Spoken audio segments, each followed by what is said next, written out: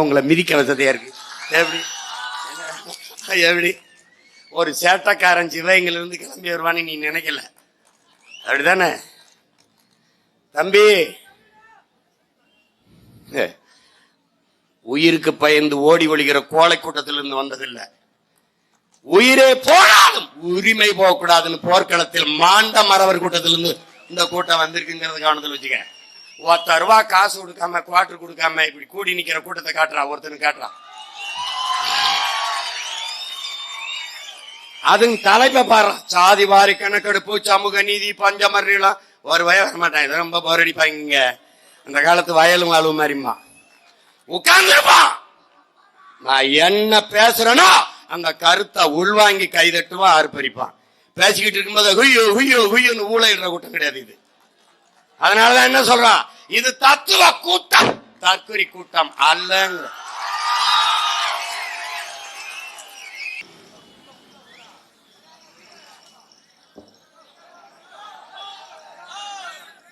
ஆள்கள் வலுவிழந்து உறுதியற்று நின்றால் ஊழல் எவ்வளவு வலிமையானாலும் அது வீண். பில்டிங் ஸ்ட்ராங், பேஸ்மெண்ட் வீக்னு என் பங்காளி சொல்ற மாதிரி ஆயிரு. ஆதித்தமிழன் விடுதலைதான் அடிப்படையான. அதனால்தான் பஞ்சமர்நில மீட்பு, பைந்தமிழர் உரிமை மீட்பு என்கிற முழக்கத்தை முன்வைத்து இந்த களத்திலே நிற்கிறோம். நாங்கள் இதை இவர் மீட்டு தருவார், அவர் பேச்சு தருவார், கேட்டு தருவார், அதுக்கு வரல. இது இருக்கு, வர்றோம், திருப்பி எடுக்கிறோம், மீட்கிறோம், அதை சொல்றதுக்கு தான். இந்த 12,63,000 ஏக்கர் அது இருக்கு, குறைஞ்சது 10 லட்சம் இடத்தையாவது எடுக்கிறேன். அது கொம்பாதி கொம்பனா இருந்தாலும் சரி, பெரிய இவரா இருந்தாலும் சரிதான். அங்க கோட்டை கட்டி இருந்தாலும் அது குட்டியை சோற ஆக்குறோம், தூக்குறோம், அவ்வளவுதான். ஏன்னா 1/2 கிரவுண்ட் இடத்துல எங்க ஆத்தா அப்ப ஆக்கிரமிச்சுட்டான்னு நீ நீதிமன்றத்துல ஆணையம் வாங்கிட்டு வந்து பேக்கும் போது எவ்வளவு வழி தாங்கி நின்று போன விட்டுட்டு போயிருவேன். முதல்ல கடற்கரையில இருக்கிற சமாதியை முதல்ல பேக்கிறோம்னா ஆக்கிரமிப்புல அநியாய ஆக்கிரமிப்பாதான். ஒரு மனிதனை புதைக்க 6 அடி, 2 ஏக்கரா, 2 ஏக்கரா. இரு ஒரே சட்டம், கடற்கரை தான், எவனுக்கும் கல்லறை கிடையாது சட்டம். ஆக்கிரமிப்பிலே மிக கொடுமையான ஆக்கிரமிப்பு உலகத்தின் தலை சிறந்த 2வது கடற்கரையை ஆக்கிரமித்ததுதான். அதுவும் திராவிட இடுகாடாக மாற்றியதுதான் கொடுமையிலே கொடுமை.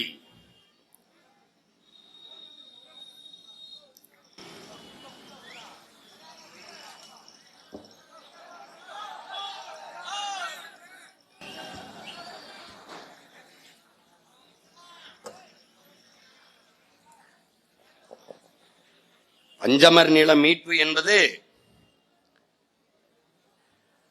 பைந்தமிழர் உரிமை மீட்பு என்பதை எண்ணரும் தம்பி தங்கைகள் நினைவில் வைத்துக் கொள்ள வேண்டும். நம் கடமையின் முதன்மையான கடமை என்பதை புரிந்து கொள்ள வேண்டும். இந்த நிலத்தை மீட்காதவன், இந்த உரிமையை மீட்காதவன் எந்த நிலத்தை மீட்பாய், எந்த விடுதலையை பெறுவாய், எந்த உரிமையை பெறுவாய்? உனக்கென்று ஒதுக்கப்பட்ட உன் சொந்த நிலத்தை இழந்து நிற்கிற நீ எந்த நிலத்தை மீட்பாய், எந்த உரிமையை மீட்பாய், எந்த உரிமையை மீட்பாய்?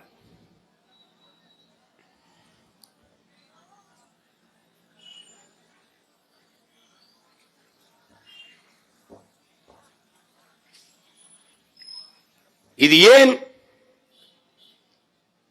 இவ்வளவு பெரிய இழப்பு, இவ்வளவு பெரிய அநீதி ஆதி தமிழ் குடிகளுக்கு, பெருத்த தமிழ் சமூகத்தில் பெரும் எண்ணிக்கையில் இருக்கிற தமிழ் குடிகளுக்கு நிகழ்ந்தும் இது கண்டுகொள்ளாமல் போகிறது என்றால், எவன் ஆக்கிரமித்தானோ, எவன் அதிகாரத்தில் இருக்கானோ அவன் தான் இதெல்லாம் ஆக்கிரமிச்சு வச்சிருக்கான். அவனை சார்ந்தவன். அப்ப இதை கேட்க வேண்டியவர்கள், எதிர்த்து போராடி மீட்க வேண்டியவர்கள் அவர்களிடத்திலே கூட்டணி வைத்து நின்னதுனால அவன் அது கேள்வி கேட்கறதுக்கு ஆள் இல்லாம போயிடுச்சு.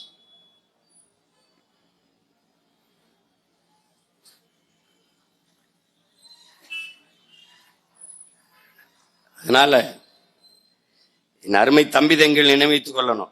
என் தம்பி தபு சங்கர் தான் எழுதுவான், திருடனையும் திராவிடனையும் பார்த்தால் முதலில் திராவிடனை அடி.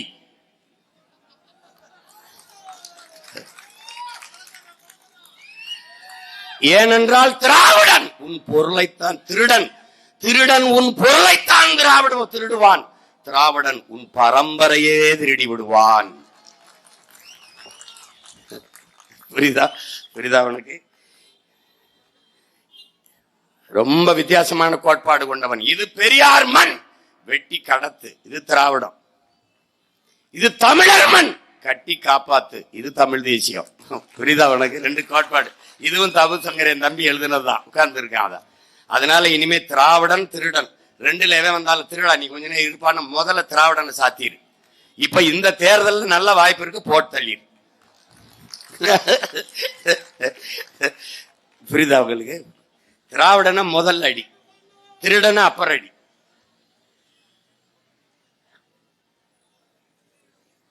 எனவே நமது முன்னவர்கள் இங்கே பேசிய என்னுடைய அண்ணன் அருங்குணம் விநாயகம் அவர்கள், என்னுடைய அண்ணன் ஆதித்தமிழர் விடுதலை இயக்கத்தினுடைய பொதுச் செயலாளர் வினோத் அவர்கள் எல்லாம் பன்னெடுங்காலமாக இந்த களத்திலே நின்று போராடுகிறார். யார் யார் எத்தனை 1000 ஏக்கரை ஆக்கிரமித்து வைத்திருக்கிறான் என்பதை சான்றுகளோடு எங்கள் அண்ணன் அருங்குணம் விநாயகம் அவர்கள் வைத்திருக்கார்கள். என்னிடத்தில் ஒப்படைத்தார்கள். அந்த இதை இப்போது பேசுவதற்கு நேரம் இல்லை. இராணுவத்திற்கென்று சில ரகசியங்கள் இருக்கிறது, எல்லாத்தையும் சொல்ல முடியாது. அது வந்த பிறகு, அதாவது என் பங்காளி சொல்ற மாதிரி ஒரு ஆனார், அது ஆனார் உங்களுக்கு தெரியாத இபிகோ செக்ஷன் ஒன்றும் கிடையாது அப்படின்னு. கொஞ்ச நாள் அது வந்த பிறகு நம்முடைய வேலையை செய்து. அதனால பஞ்சமர் நில மீட்புக்காக போராடி உயிரை நீத்த ஜான் தாமஸ், நம்முடைய ஏழுமலை, அந்த வீரர்களினுடைய ஈகம் வீண் போயிடக்கூடாது, அவர்கள் சிந்திய ரத்தம் பயனற்றதாகிடக்கூடாது, இந்த மக்களின் வாழ்வு மேம்பட வேண்டும், ஆதி தமிழ் பிள்ளைகள் கல்வி அறிவு பெற்று மேம்பட வேண்டும் அவர்களுக்கு என்று கனவு கண்ட அந்த ஜேம்ஸ் ட்ரெமன்ஹீரனுடைய கனவு வீணாகிவிடக் கூடாது என்பதை அறிவார்ந்த தமிழ் சமூக தம்பி தங்கைகள் கவனத்தில் கொள்ள வேண்டும். நம்முடைய கடமையில் மிக முதன்மையான கடமை, நமக்கு சொந்தமான நிலத்தை, நமக்கு உரிய நிலத்தை நாம் இழந்திருக்கிறோம், அதை மீட்பது நமது கடமையில் மிக முதன்மையான கடமை என்பதை நீங்கள் மனதில் பதிய வைத்துக் கொள்ள வேண்டும். தேவேந்திரகுல மக்களை பட்டியலிலிருந்து வெளியேற்றுங்கள், தேவேந்திரகுல வேளாளர் எங்களை பட்டியலிலிருந்து வெளியேற்றுங்கள் என்ற கோரிக்கை என்பது நீண்ட காலமாக இந்த நிலத்திலே முன்வைத்து போராடப்படுகிறது. மக்களின் மன உணர்வில் இருந்துதான் நாங்கள் மக்களிடமிருந்து மக்களுக்காக வந்த தமிழ் தேசிய பிள்ளைகள் நாடெங்கிலும் இந்த கருத்தை வலியுறுத்தி கூட்டங்களும் போராட்டங்களும் செய்து வருகிறோம். முதலில் பள்ளர்கள் என்று குறிப்பிடுவதை மிக்க எங்களை தேவேந்திரகுல வேளாளர் என்று அழைக்க வேண்டும் என்ற போராட்டத்தை முன்னெடுத்தவனும் இந்த மகன் தான். போராடியது நான், வாக்கை அறுவடை செய்தது பாரதிய ஜனதா. நீங்கள் தேவேந்திரர், நான் நரேந்திரன் என்று பேசி வாக்கை அறுவடை செய்து கொண்டு போய்விட்டார்கள்.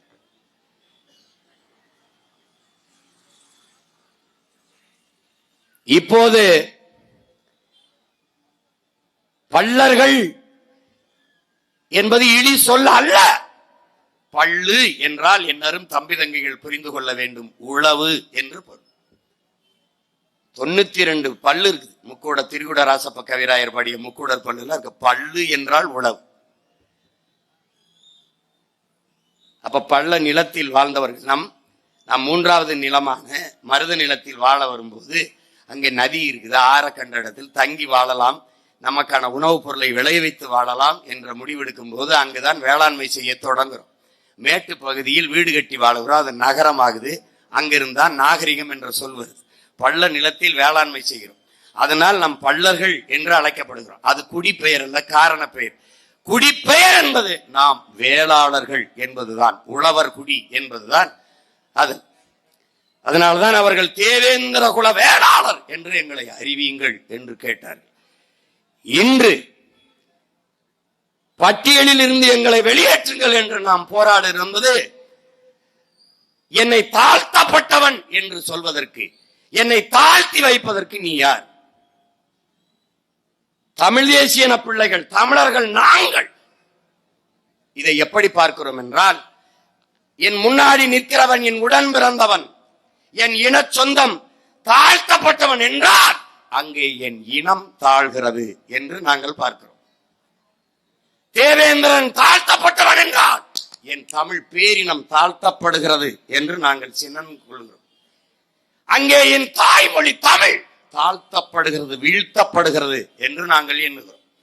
தமிழன் பெருமைக்குரியவன். காரணம், தமிழ் பெருங்குடியில் பிறந்ததனாலேயே தமிழன் பெருமைக்குரியவன் என்கிறான் புரட்சி பாவலன் பாவேந்தன் பாரதாசன்.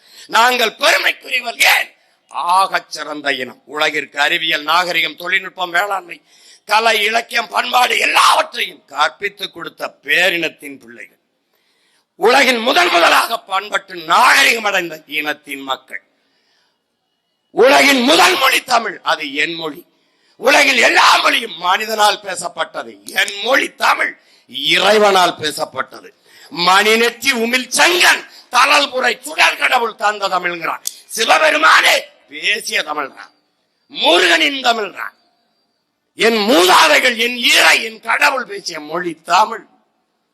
உலக மொழிகளின் தாய் தமிழ். அந்த தமிழின் பேரன்பு மிக்க தாய் தமிழ். அவன் மகளில் ஒருவன் தாழ்ந்தவன் என்றால் என் இனம் தாழ்வு, என் தமிழ் தாழ்கிறா. அதை மான தமிழச்சி மாறே பால் குடித்த எந்த மகனும் ஏற்க மாட்டான்.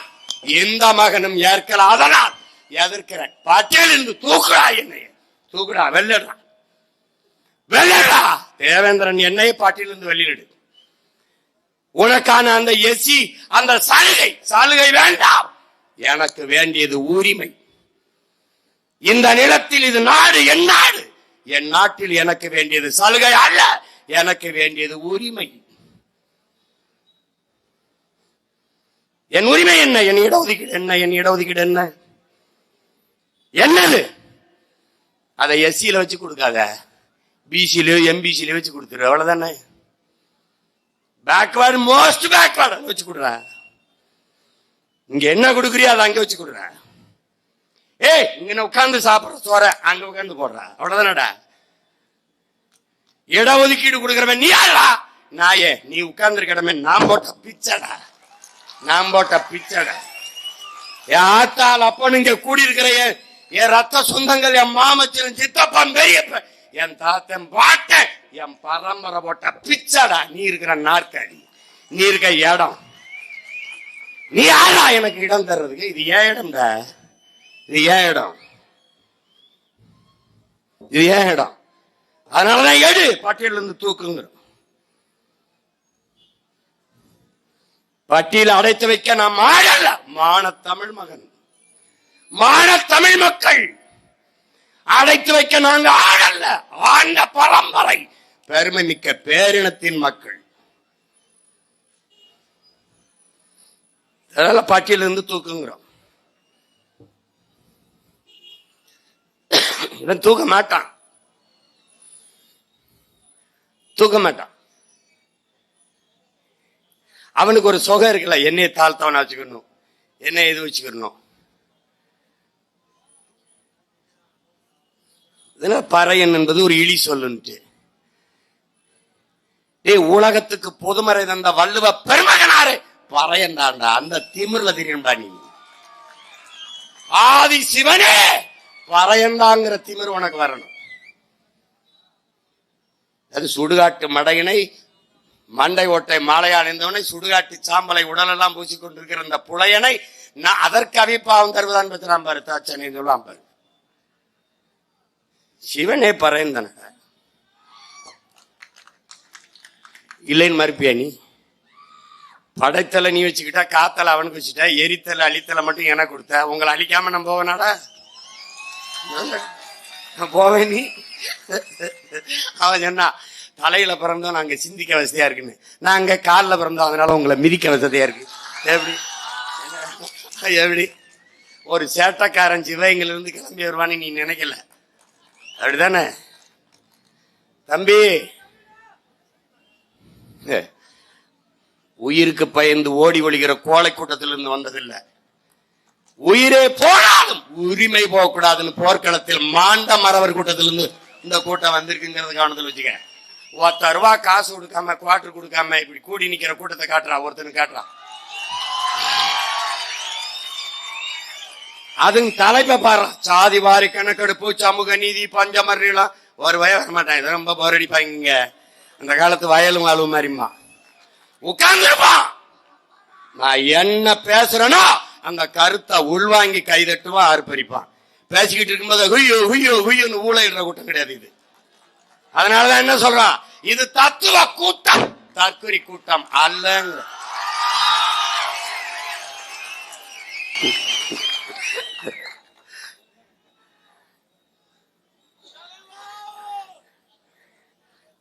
அதனால அறிவு, அறம், வீரம் கொண்டு வார்த்தெடுக்கப்பட்ட மானத்தமிழ் மறவர் கூட்டம் அங்க இருக்கிறது.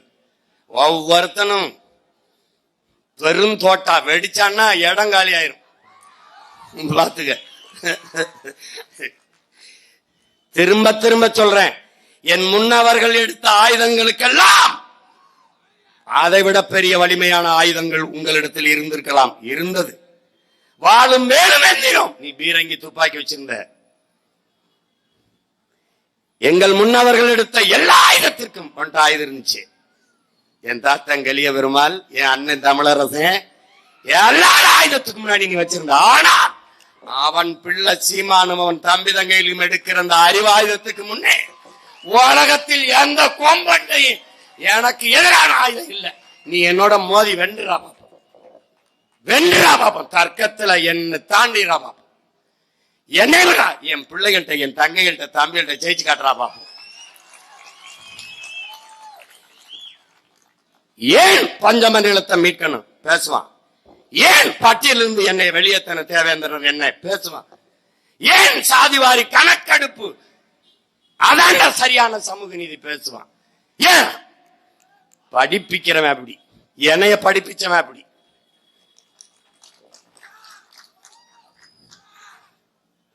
இதனால பட்டியலிலிருந்து வெளியேற்ற மாட்டார்கள். ஆனால் என் அரும் மக்களுக்கு பிரபாகரன் மகன் சத்தியம் செய்வேன், வருவேன், நீக்குவேன். நாங்கள் வெல்வோம், வந்து பஞ்சமர் நிலத்தை மீட்போம். ஏன் நாங்கள் என் மக்களின் குறை கேட்க வந்தவர்கள் அல்ல, குறை தீர்க்க வந்தவர்கள். நாங்கள் நினைக்க பிறந்தவர்கள் அல்ல, நிரூபிக்க பிறந்தவர்கள்.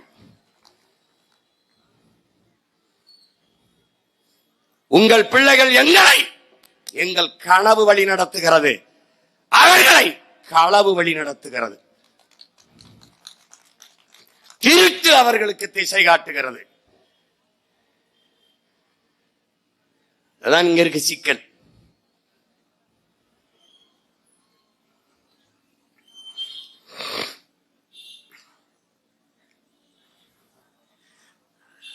அவன் உடனே சொல்வான், நீங்க எஸ்சி பட்டியல் இருந்தாதான் உங்களுக்கு உரிய இது கிடைக்கும், சலுகை கிடைக்கும், சலுகை கிடைக்கும்.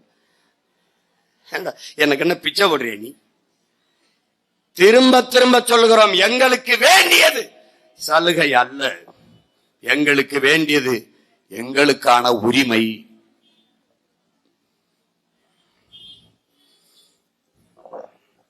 சாதிவாரி கணக்கெடுப்பு, தம்பி துரை சொன்னது போல சாதி வேண்டாம்ங்கிறாரு.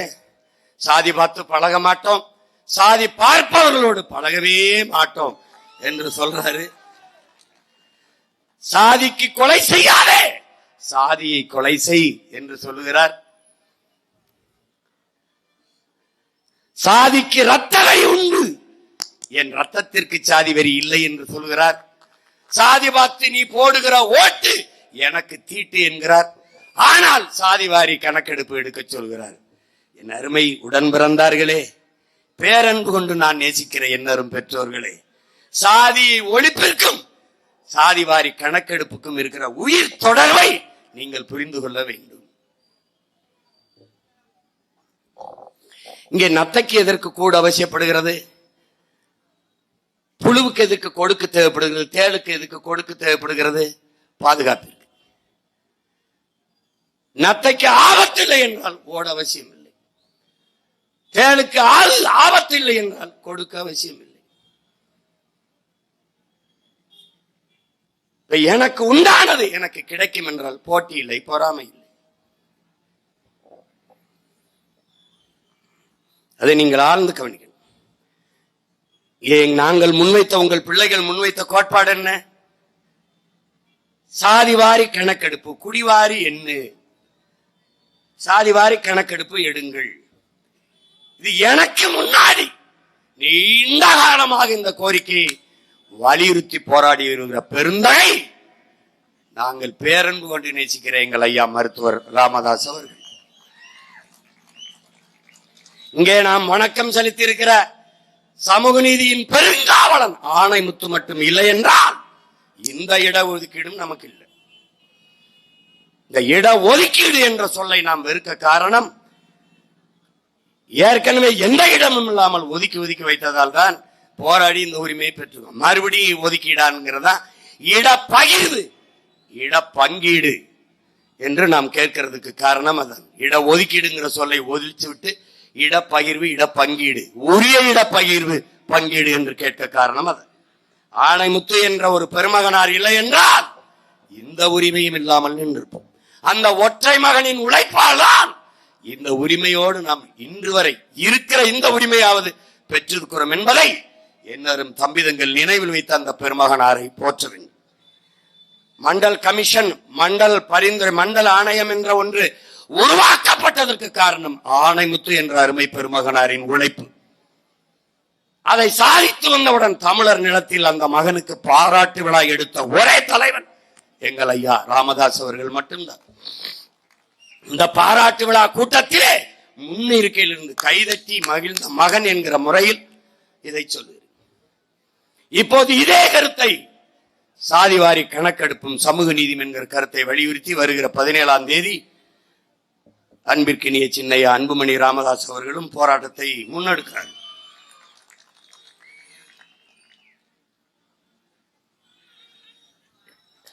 ஆனால் எவன் உரிமைக்காக நிற்பான், எவன் மண்டை மக்களை பேரன்பு கொண்டு காதலிக்கிறானோ அவன்தான் உரிமைக்காக நிற்பான்.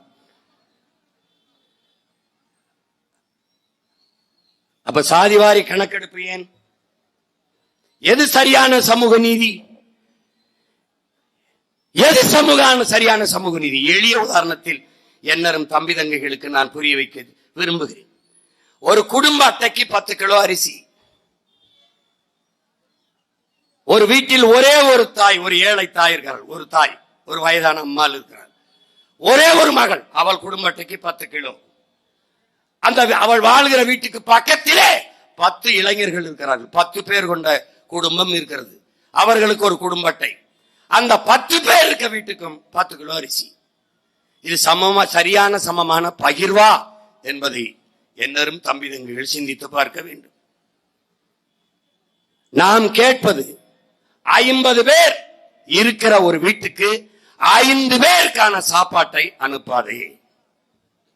5 பேர் இருக்கிற வீட்டுக்கு 50 பேருக்கான சாப்பாட்டை கொடுக்காதே. 50 பேர் இருக்க வீட்டுக்கு 50 பேருக்கான சாப்பாட்டை அனுப்பு. 5 பேர் இருக்கிற வீட்டுக்கு 5 பேருக்கான சாப்பாட்டை அனுப்பு. சமூகத்தில் பிரச்சனை இல்லை. இதான் நம்ம கோட்பாடு. இதை எப்படி சொல்கிறோம்? எடுத்து கொடுக்காதே, எண்ணி கொடு.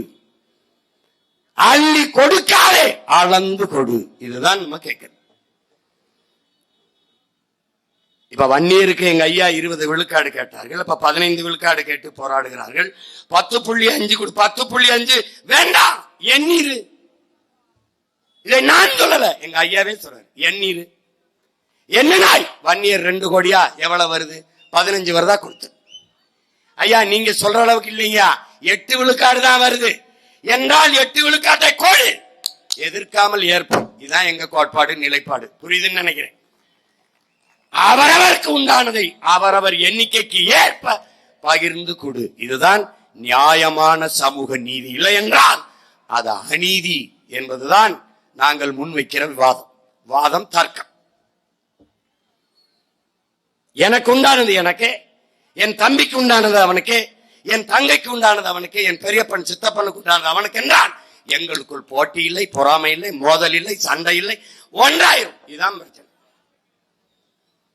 ஆனால் அது ஆகிவிடக் கூடாது என்பதற்காக இவன் சாதிவாரி கணக்கெடுப்பை எடுக்க மறுக்கிறார். இதுல என்ன பிரச்சனை சொல்லு? 10 நாள்ல 5 கோடி பேருக்கு எஸ்ஐஆர் ஃபார்ம் அந்த சிறப்பு வாக்காளர் திருத்தத்தை அந்த வடிவத்தை கொடுத்து விட முடியும் என்றால், 10 நாள்ல கொடுக்க முடியும் என்றால் 10 மாசத்துல எடுக்க முடியாதா? சாதி வாரி கணக்கெடுப்பு எடுக்க முடியாதா? எடுக்க முடியும். ஏன் எடுக்க மாட்டாங்க? எடுத்தால் எத்தனை ஆண்டுகளா என் உரிமையை நீ பறிச்சு தின்றுக்காங்கிறது வெளிப்பட்டு போய், அதனால நீ பயப்பட. ஐயா எம்ஜிஆர் எடுக்கல, சட்டநாதன் அம்பாசங்கர் அறிக்கையெல்லாம் ஏன் குப்பையில போட்டாங்க? எடுக்கல. எம்ஜிஆர் எடுக்க மாட்டார். எடுத்தால் அவருடைய சாதி மேனன் எவ்வளவு? ஒரு வார்டு கவுன்சிலரா கூட ஐயா வென்றிருக்க முடியாது. ஆனால் தொடர்ந்து 13 ஆண்டுகள் ஆட்சியில் இருந்தார். அம்மையார் ஜெயலலிதா அவர்கள் எடுக்க மாட்டார்கள். எடுத்தால் அவர்கள் எவ்வளவுன்னு தெரிஞ்சிடும். ஐயா கருணாநிதி அவர்கள், ஐயா ஸ்டாலின் அவர்கள் எடுக்க மாட்டார்கள். எடுத்தால் அவர்கள் எவ்வளவுன்னு தெரிஞ்சிடும்.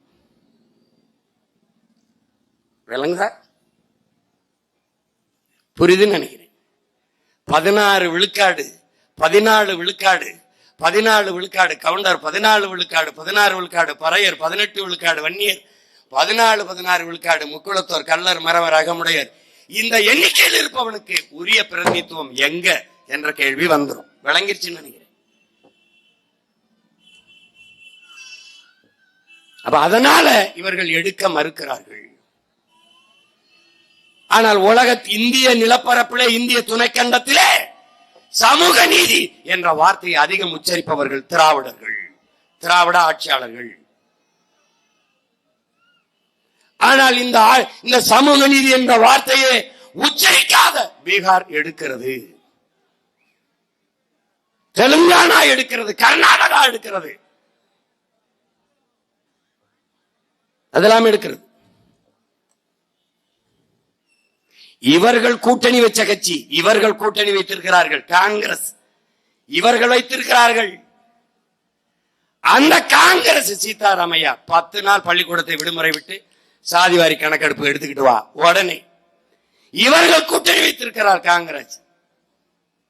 ரேவந்த் ரெட்டி தெலுங்கானாவின் முதல்வர், அவர் சாதிவாரி கணக்கெடுப்பு எடுக்கிறார். நிதிஷ்குமார் சாதிவாரி கணக்கெடுப்பு எடுத்து அறிவிக்கிறார். ஏன்? அங்கு ராமசாமிங்கிற ஐயா பிறக்கல. அங்க சமூக நீதிங்கிற வெற்றி சொல் கூச்சல் அங்க இல்ல. அவன் உண்மையிலே அந்த மண்ணை மக்களை நேசிக்கிறான். அந்த நிலம் சார்ந்தவன், அந்த இனம் சார்ந்தவன் அதிகாரத்தில் இருக்கிறான். அவனுக்கு எல்லாவற்றையும் விட அவன் மண்ணின் மக்களின் நலன், அவருடைய கல்வி, அவருடைய அரசியல் அதிகாரம், பொருளாதார வளர்ச்சி, இதுவெல்லாம் அவனுக்கு முதன்மையானதாக இருக்கிறது. இந்த சாதிவாரி கணக்கெடுப்பு என் அரும் தம்பி தங்கைகள் புரிஞ்சுக்கணும். இந்த இடஒதுக்கீடு, இடப்பகிர்வு முறை, இந்த இடப்பங்கீட்டு முறை ஏன் வந்தது? ஏன் வந்தது? நான் கல்வி மறுக்கப்பட்ட சமூகத்தில் இருக்கேன். பல 100 ஆண்டுகளா கல்வி மறுக்கப்பட்ட பிள்ளைகளா நாம இருந்தோம். உரிமை மறுக்கப்பட்ட சமூகமா இருந்தோம். எதன் பொருட்டு? சாதியின் பொருட்டு. எந்த சாதியின் பொருட்டு எனக்கு கல்வி, அரசியல், அதிகாரம் மறுக்கப்பட்டதோ அதே சாதியின் பொருட்டு அந்த கல்வி, அதிகாரம், அரசியல், அதிகாரம் எல்லாம் சரியான முறையில் பகிர்ந்தளிக்கப்பட வேண்டும் என்று போராடி பெற்ற உரிமைதான் இந்த வகுப்பு வாரி பிரதிநிதித்துவம், இந்த இடப்பகிர்வு என்பதை என்னரும் தம்பி தங்கைகள் புரிந்து கொள்ளணும். இப்ப இவர்கள் பொருளாதார அடிப்படையில் பின்தங்கியவர்கள், எக்கனாமிக்கலி பேக்வேர்ட். நாம் சோசியலி எக்கனாமிக்கலி பேக்வேர்ட். நம்ம பொருளாதார அடிப்படையில் பின்தங்கியவர்களுக்கு இடஒதுக்கீடு என்ற பேச்சே இல்லை. அதற்காக கொண்டு வரப்பட்டதே இல்லை. அதை என் தம்பி தங்கைகள் புரிஞ்சுக்கணும். இந்த தெருவில் நீனும் நானும் நடக்கக்கூடாது என்பது, இந்த குளத்தில் குளிக்க கூடாது என்பது, இந்த கோயிலுக்குள் வரக்கூடாது என்பது நாம் ஏழை என்பதற்காக இல்லை. என் உடன் பிறந்தவனே, நாம் தாழ்த்தப்பட்டவர்கள், தீண்டத்தகாதவர்கள், இழி மக்கள் என்பதாலே புறக்கணிக்கப்பட்டோம், நிராகரிக்கப்பட்டோம். நாம் இதை படிக்க கூடாது, பள்ளிக்கூடத்துக்குள்ளே வரக்கூடாது என்று தடுக்கப்பட்டது நாம் ஏழை என்பதற்காக அல்ல. நாம் தாழ்த்தப்பட்டவர்கள், இழிமக்கள் என்பதற்காகவே.